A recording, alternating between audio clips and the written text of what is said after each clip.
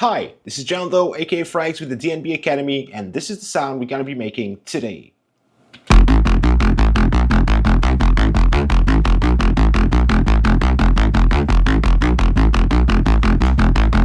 So yeah, let's get neuro on this one. Let's get straight into Serum. Let's go.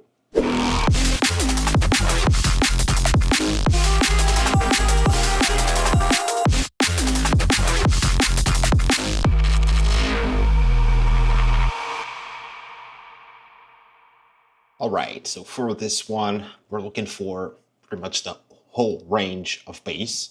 Okay, you want the lows, the mids, the highs to pop through.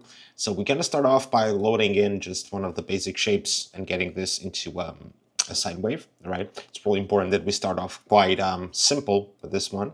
I already got the MIDI laid down, so it sounds just like a plucky sub, nothing else added in. So let's start off by bringing down the random phase here, and let's add a second wavetable in which we're gonna bring down the level because we're gonna do some phase distortion. And let's choose a really cool wavetable, the PMW Electro. All right, it's full of harmonics. It's kind of like saw wavy in a sense.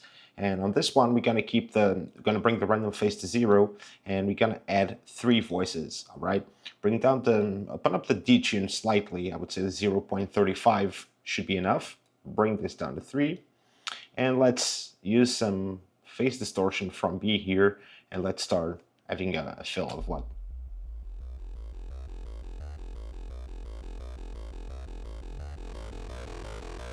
Cool. Let's tweak the wavetable position.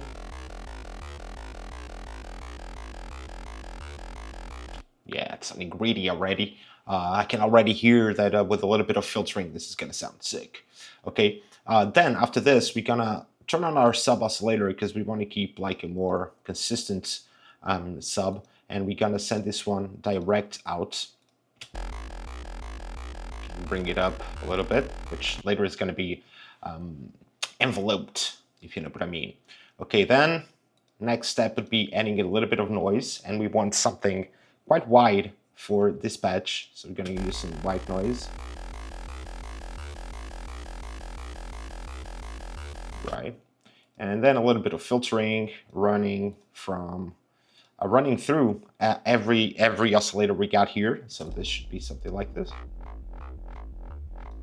Cool. Now we need to kind of like shape this up because it still sounds shapeless. All right, so let's start off by adding our first LFO here, and we're going to use this in retrigger mode. All right, so it's actually an LFO, and we're going to select the ramp down, and we're going to press our shifts and just click and drag so we can create this. We're probably not going to use like the whole thing, but just in case you want to play this as a longer note and be able to just, you know, play around with the little shapes, something just like this, you know, it's different than what we're going to be doing now, because we're just most likely going to rely on this first bit, which will become almost like an envelope here, especially if you bring this down to a bar, right? And first things first, let's set this to the filter, right? And we're going to bring this to like 50% and slightly around like 26 hertz. So we want to let it breathe a bit. Let's increase it tiny bit here and also on the main, even though like it's gonna sound big in a second. Okay, then we're gonna also want to send this to the wavetable position of our oscillator B. Because you see this movement adds quite a bit of character to the sound. And then we also want to assign this to our sub oscillator's level. The bass also pumps the same rhythm, right? And then just to wrap up pretty much everything here on our main patch, we're gonna just use some bend to again bring some of that texture out. Look, it's way more squelchy. Okay. So now it's time for us to flip the screen, get into our effects, and make this sound even better than it is already. Let's go. So first thing, we need to start this ASAP, okay? And we want this to be kind of like harsh. So I'm gonna go with overdrive, right?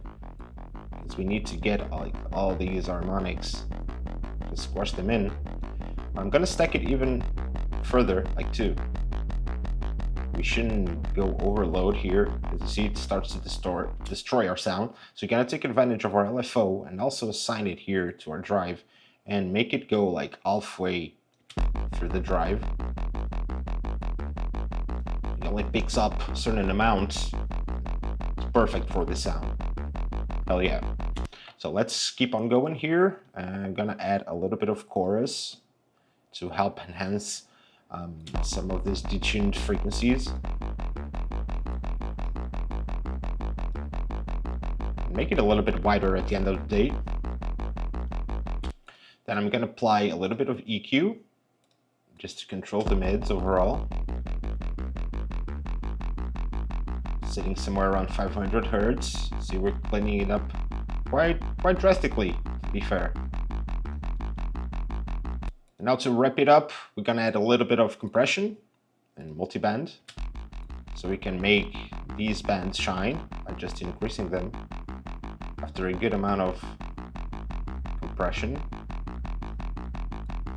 Now we can bring up the gain.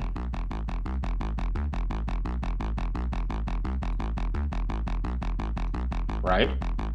Now let's go back to our synth, to our patch, and just understand like where would you want this to be at, you know? And in case you want these notes to kind of like light in a little bit better, we can turn all these things on the voicing and here on the portamento. So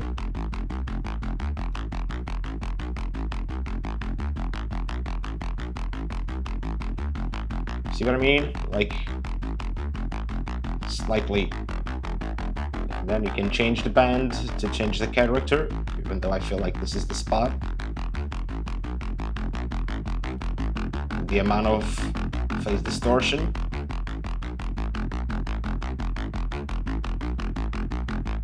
Hell yeah. I think this is more than enough for you to start designing your neuro bass lines.